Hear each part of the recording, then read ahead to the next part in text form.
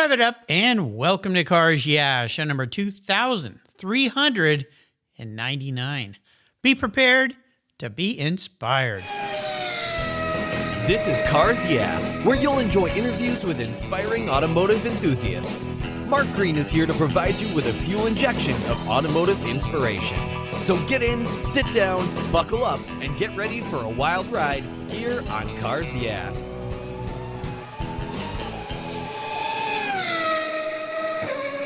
Hello, inspiring automotive enthusiasts, and welcome to Cars Yeah. You'll never guess where I am today, Rio, Brazil, with a very special guest by the name of Dan Palatnik. Dan, welcome to Cars Yeah. Do you have any gear, and are you ready to release the clutch? Hello. Yes, I am. All right. We will have some fun. South America. I was mentioning to Dan before we started here that my wife lived down there for a few years. She loved living down there, loved the people, the spirit, the environment, and I've never been to South America. So now that I've got a friend in you, Dan, I'm going to have to come down and visit you someday. You will be most welcome. Let me know. Yeah, absolutely. So before we start and I give you a more proper introduction and we dive into a very, very cool thing you're doing as a career path, what's one little thing that maybe people don't know about Dan Palatnik? I have to admit that mathematics was always a nightmare in my student life.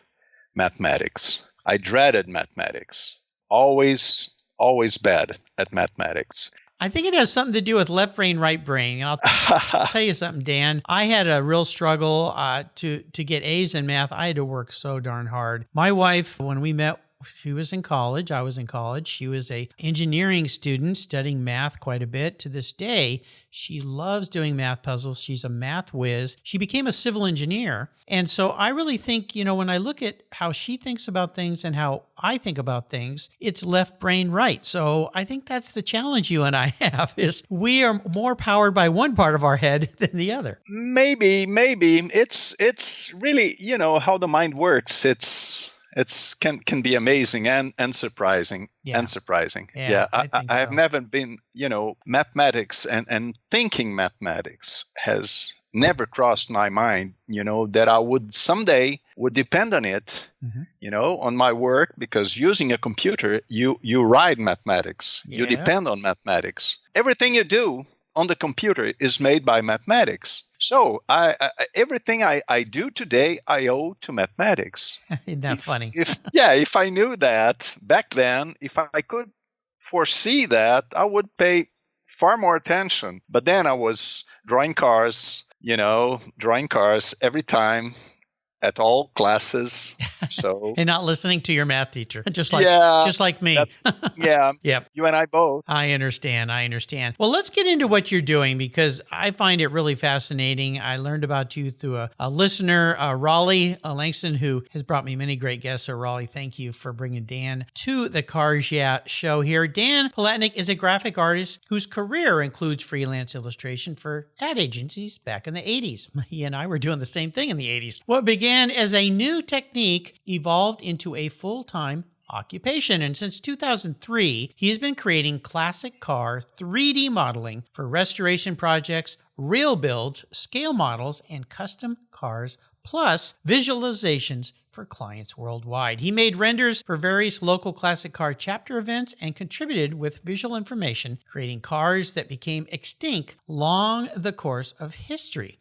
A passion turned into a business, having created more than 300 U.S., European, Brazilian, and Japanese car models in stock, custom, and phantom concept forms. This is very, very fascinating, especially given my passion for art. So we'll be back in a moment to learn more about Dan, but first a word from our sponsors. So please give them a little listen, buckle up, and we'll be right back.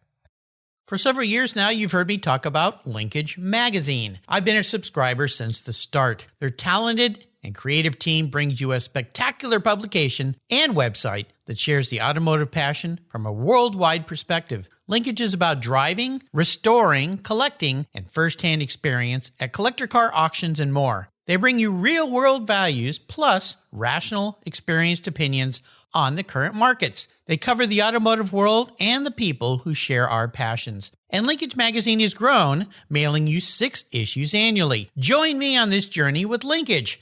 They're geared for the automotive life. You can subscribe at linkagemag.com. Years ago, when it was time to renew my collector car insurance policy, my carrier's rates went up, way up, but my usage was the same and I never made a claim. I didn't even have a ticket. So what's with that? So I turned to American Collectors Insurance. Has your collector car insurance recently raised your rates for no good reason? Tired of paying an annual membership fee? Then it's time to look around and call American Collectors Insurance. I shopped around, I asked friends for recommendations, and found a winner that I can trust. And boy, I'm glad I did. I saved hundreds of dollars every year and slept better at night knowing my baby was properly insured. American Collectors Insurance have been protecting vehicles since 1976. They provided me with an agreed value insurance policy backed by their history of taking great care of their clients. What could be better than that? So give them a call and ask for a quote today. 866-ACI-YEAH. That's 866-224-9324. And protect the ones you love like I did with American Collectors Insurance. Classic car insurance designed by collectors for collectors. So Dan, this is fascinating what you're doing. So what I would love for you to do is take us on a bit of a journey here, how you evolved what you were doing in advertising, much like me, into what you're doing today. And then we'll take a deeper dive into exactly what it is that you do. So take it away. Well, once it was amazing, but nowadays it's just, like no surprise at all, no big thing. I began to understand that I had to get into 3D as a new means of illustration because I was a product illustrator. I illustrated products and I used the airbrush, right?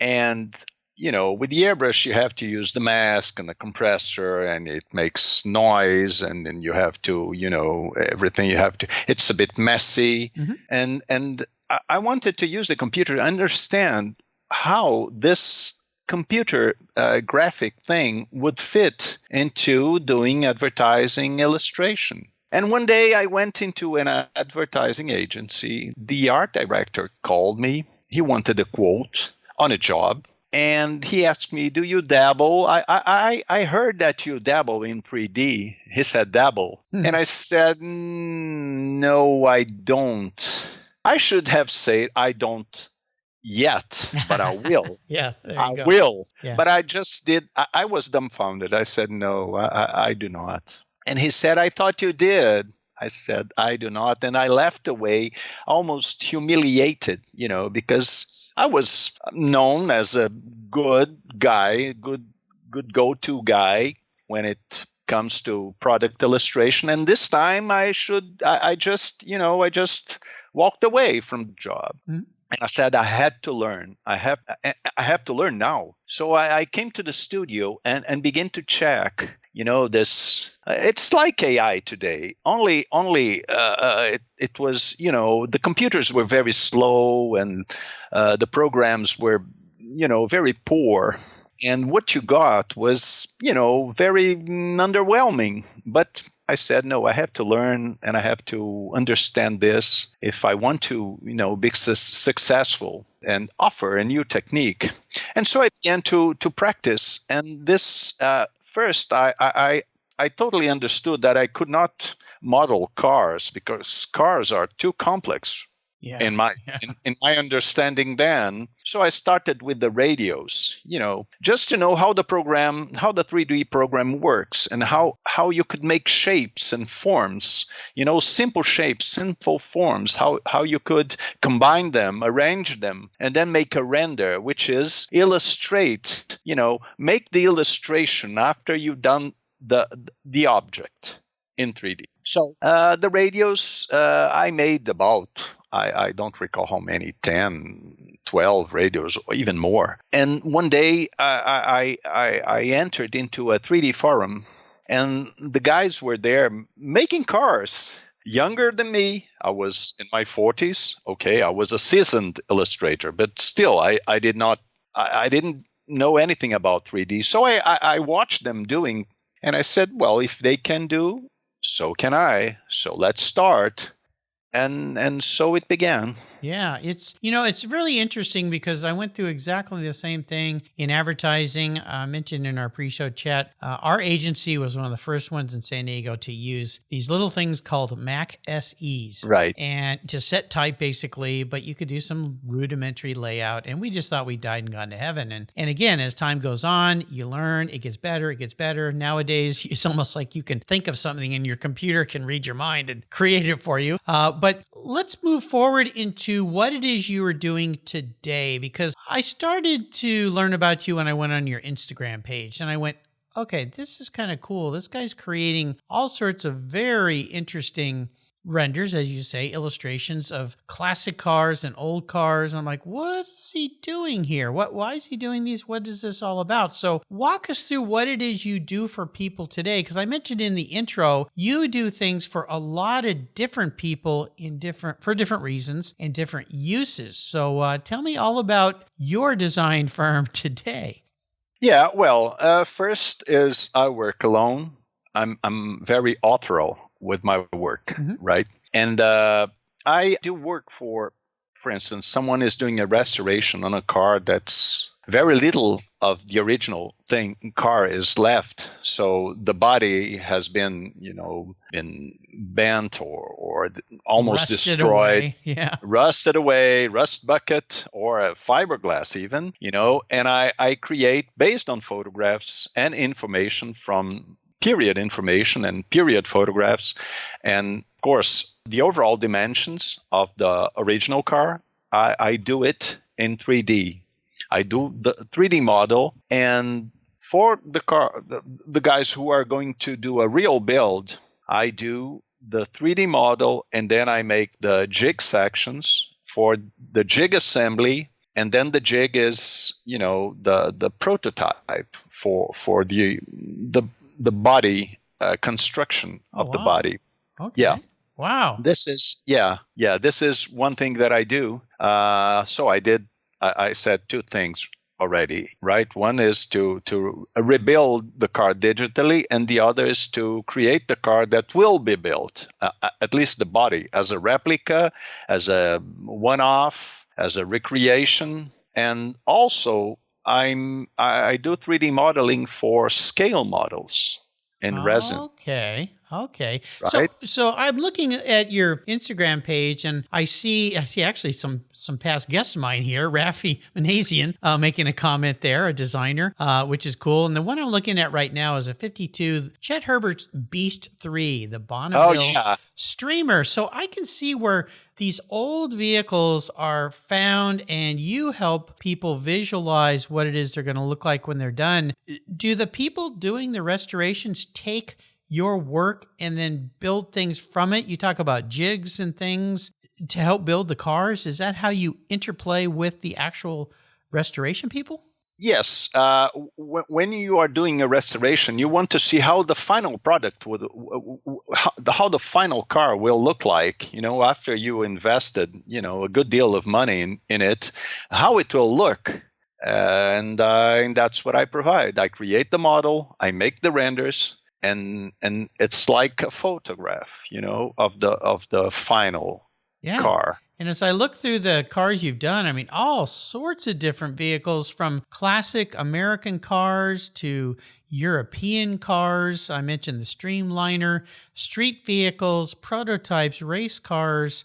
There is a lot of stuff here. Yeah, well, I like challenges, but I still keep on the classic car niche, right? I wouldn't do a Lamborghini Murcielago or something like that, because, there are tons of guys who are into it and like to do it. So let them do it. What I do is classic cars, Yeah, well, there's a lot of them here. I'll make sure I put a link to Dan's Instagram page. You've got to check it out, but he's easy to find.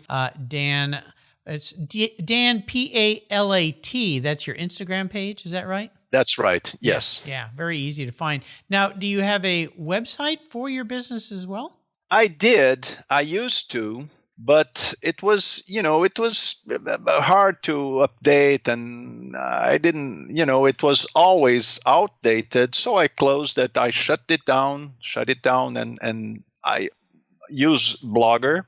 and Instagram as well. And I post a lot on Facebook. I've been posting a lot of my updated work is mostly on Facebook. The work that I can publish, of course, that I cannot publish. I can mention even that what I'm doing, but not for whom. And I cannot show anything. And some of my work has not been shown to anybody since, but Except the client. The clients. Well, of course, yeah. Except the client. That makes sense. I understand that. It's a sort of a verbal agreement that I cannot show because other people might like the idea and do the same, on their cars. So I understand. Yeah. It happens a lot. Yeah.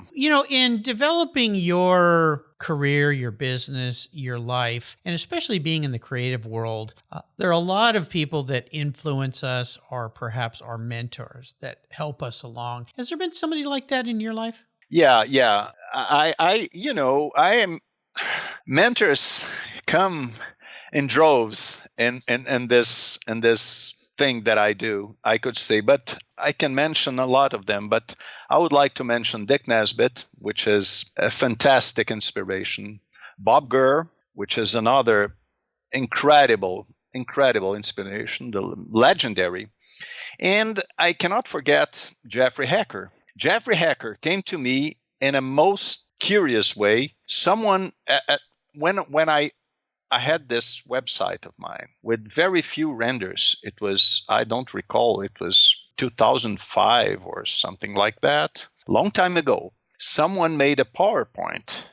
Someone grabbed my renders, made a PowerPoint like they used to do in those old days. And all of a sudden, I start to get emails from all over the world from people saying that they saw my work in this PowerPoint that I had never heard about. Mm-hmm.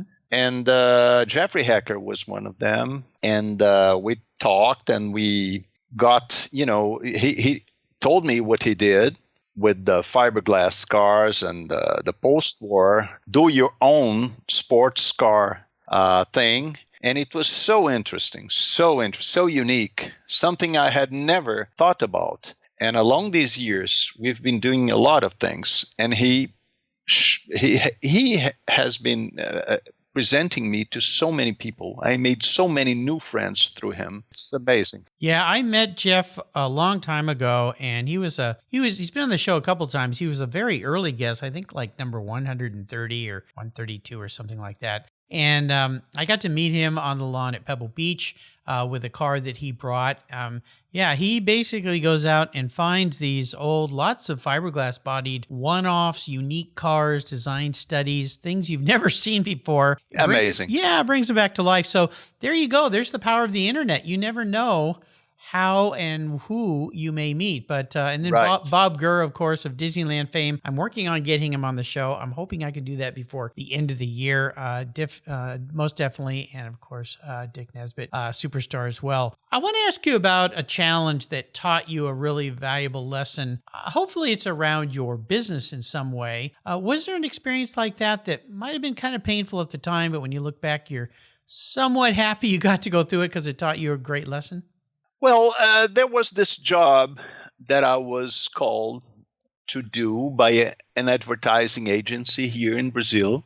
They wanted a visual story of the car industry in Brazil from the beginning to the present day. They found my renders on the internet of Brazilian cars that had been made in Brazil along the years, and they wanted renders of these cars and some more cars that I had not done yet. And so I said, okay, an advertising agency. It's been a long time since I've done some work for an advertising agency. So, okay, so here are the cars that I have already done. And these other cars I would have to model. No, but we don't have time. To model, it will be, we need the ad to be ready. So what do you suggest? And I said, okay, I'll do some side views of all the models, the 3D models that are done. I'll render them in side views, and the other ones I will just draw them on the computer using Photoshop and vector programs. And they said, okay, So let's do it, because time is very scarce. The deadline is very tight. So I began to do it, and okay, the 3D models that were ready, they just rendered and sent to them. But then began the nightmare. The nightmare. They wanted to, oh no, this car. But I've this car that you've done, we thought better, and this is not representative. So let's forget about that. But this artwork is ready. No, we cannot use it. Let's create another one. And so we went. So we went, and I was working on weekends. I sworn that I would never moonlight anymore. Those days were gone. But there I was again doing this kind of work, for some work that I should be grateful, because my work would be shown, all cars in an advertising, ad, which was a 2-page or 3-page. But then it became a night, and I was almost regretting that I took the job. Almost regretting. But in the end, it went well. The ad was ready, and we had some arguments about that, but the thing was done, and that was that. It was, and it made me think a lot. Well, it's what I call the song of the sirens. It Right. looks so wonderful, sounds so great, and then you hit the rocky Yes. shore. And, I Yes. can't tell you how many times I've been there and done that. And I think the lesson here, at least from my experience, and you and I are pretty much of the same generation, so we've been around, we've been there, we've done that. But for young people is be very careful when you say yes to a project. Absolutely. Make sure you fully understand the entire scope of the project and be realistic, because in the creative world especially, everybody thinks that we just magically snap our fingers and this stuff is created. Exactly. We could talk a bit about AI, but I'll leave that aside for today. But back in the day, it takes time to do a good job. And we used to have kind of a joke where, what was that joke? Let me see if I say this right. Fast, cheap, good. Yeah. Pick any two. But you have one, you cannot have the other. Yeah. So I understand. Right. Yeah. Great lessons learned. Now, cars. I would assume you're a bit of a car guy because you are knee deep, neck deep in the car world. Is there one special vehicle in your life that's really stood out? Could you tell us a story about that ride? This is, I wouldn't say a real one. I would say just a drawing. Okay. A side drawing that was made by a legendary Brazilian car designer named Anísio Campos. Anísio Campos made a streamliner, a very small streamliner that won.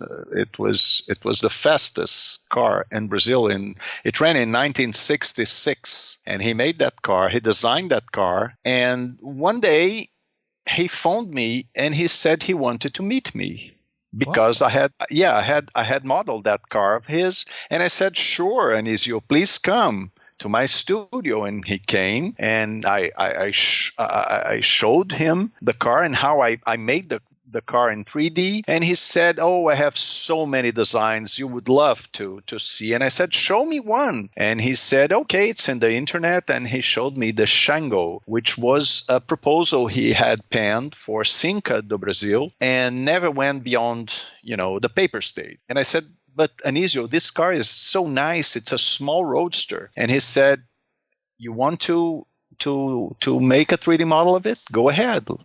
I can guide you. I can, but we only have a side view. And he said, no problem at all. I'll tell you how I was thinking the front and rear would look like. And so I corresponded with him a while after the car was roughed up. So how we would do the front and the rear, and then it was done. And it was one of a few cars that I made that, making it virtually real of a car that never existed. Never existed. How does he spell his name? Yes, Anisio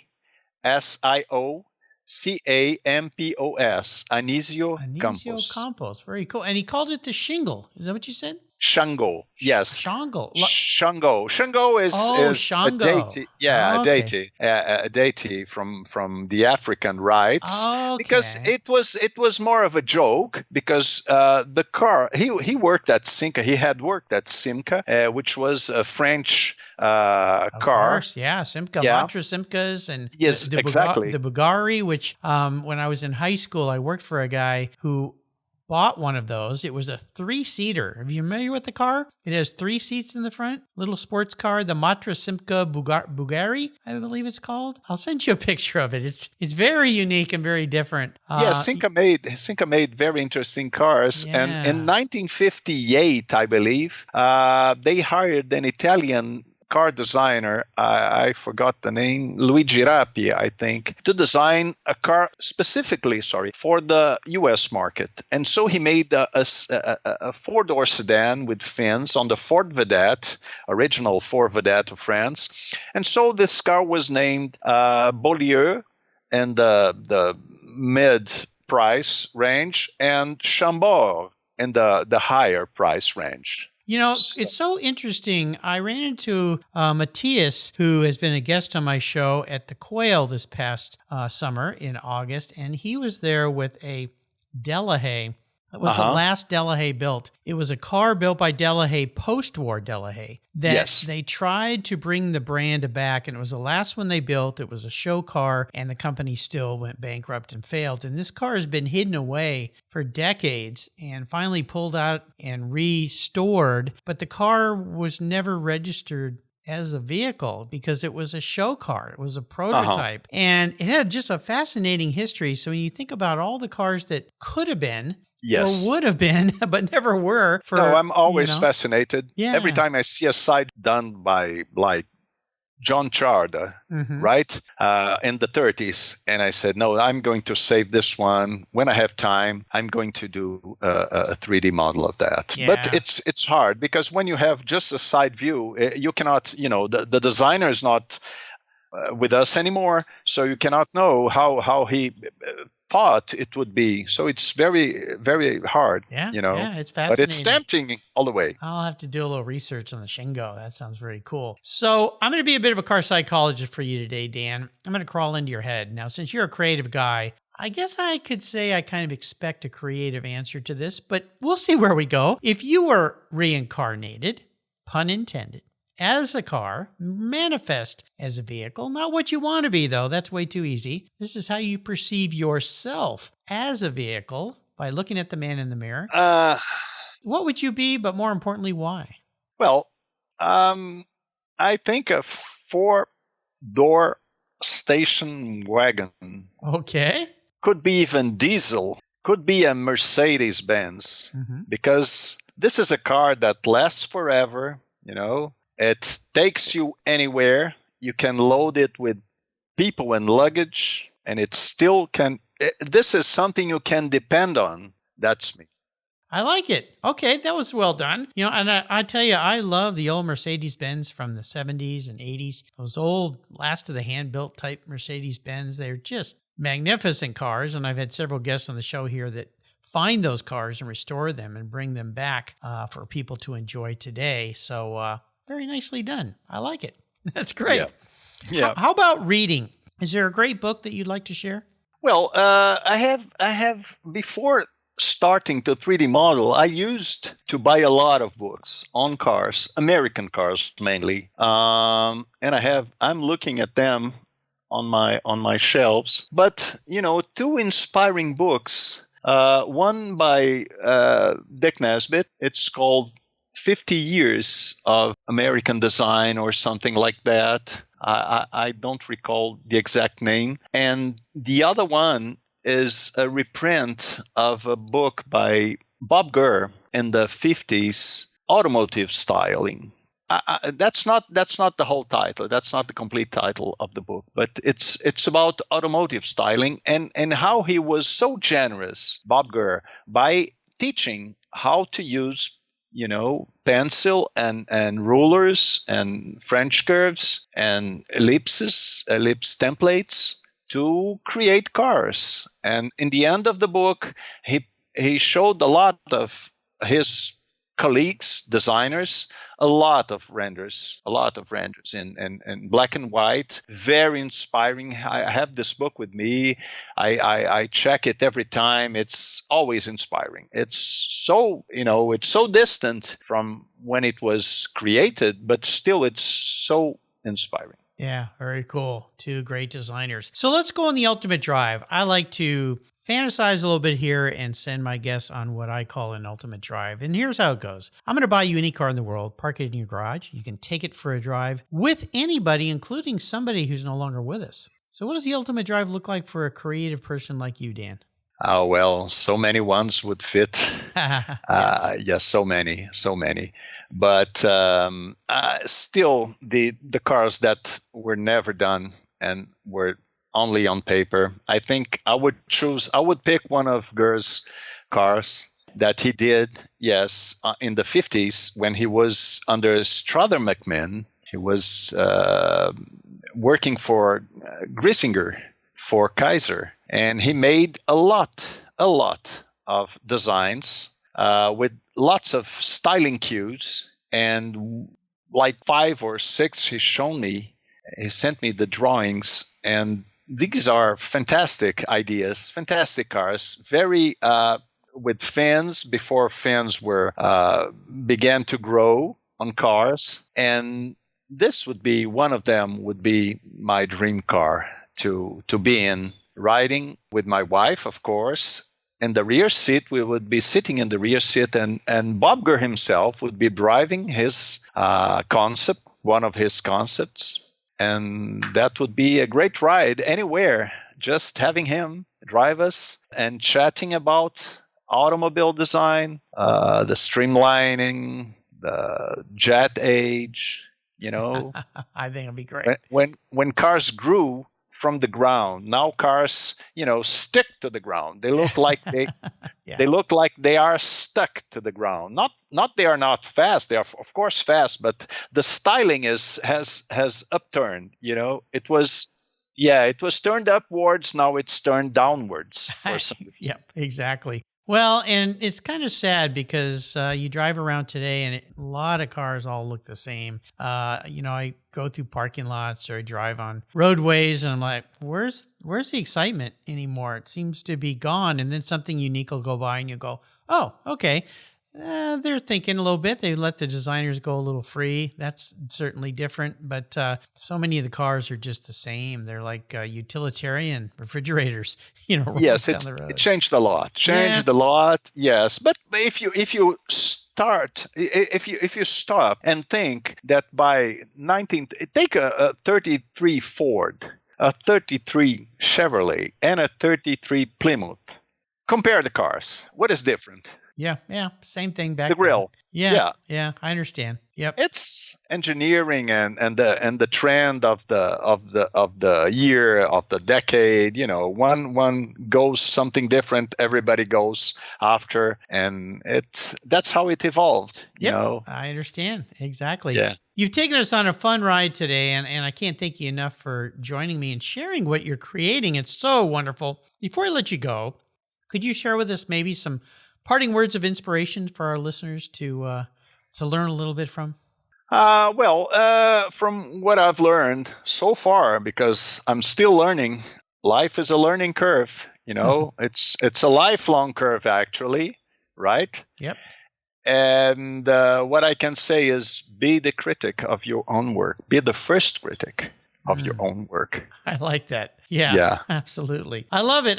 Well, this has been so much fun. How can people follow you? I know I mentioned your Instagram page. Is that the best way for people to follow along with what you're doing? Well, it's hard to keep my work updated because, it's I'm always doing, working on the models and rendering older models as well, because they are never they never dry, they never get dry because it's computer work never gets dry. That's so I keep unearthing old stuff and re-rendering, I'm always experimenting. So Instagram, yes, and Pinterest, okay, as well, and I'm on Facebook. Okay. I will make sure I put links to all of these on Dan's show notes page on the Cars Yeah website so you can see what we've been talking about today. I think you should join, follow, reach out because you're going to be delighted, as I was, when our good buddy Raleigh Langston introduced me to Dan. Thanks again, Raleigh, for doing that. Dan, thanks for being so generous today with your time and your expertise and your creativity and your inspiration. Until you and I talk again, my friend, I'll see you down the road. Thank you very much. It was great fun. TechForce is a charity of choice here at Cars Yeah. Auto techs are in high demand, but the supply, it's critically short. For every one tech who graduates school, there's 5 jobs waiting for him. Said another way, 4 technician jobs go unfilled for every technician graduate. Lots of young people love cars, but don't know how to turn that passion into their careers. TechForce Foundation shows them through career exploration, technical education, and the workforce development solutions. Join Cars Yeah in supporting TechForce Foundation and its mission to solve the technician shortage by donating at techforce.org today. Thank you so much for joining us on today's ride here at Cars Yeah. Drive on over to carsyeah.com to find show notes and inspiring automotive fun. Download your free copy of Filler Up, a fun book filled with gorgeous photographs of fuel filler fun, including quotes from more inspiring automotive enthusiasts. Download your copy today, and we'll see you next time on Cars Yeah.